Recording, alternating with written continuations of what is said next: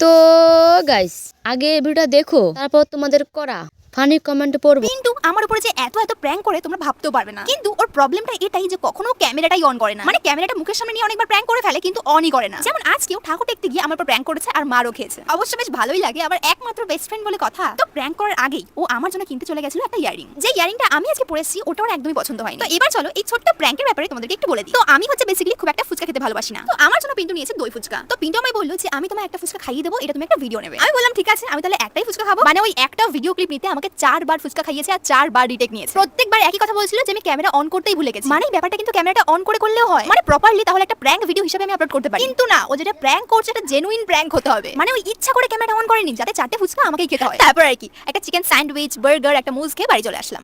तो चलिए शुरू करते हैं। শুরুটা সে ছিল পিন্টুর কত সুবিধা।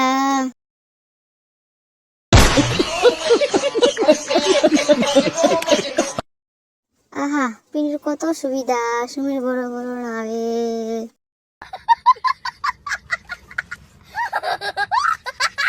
সুমি ছাত্রী বলে পিন্টু নাকি ওর পিছনে টাকা খরচ করে না, 12 ভাতারি।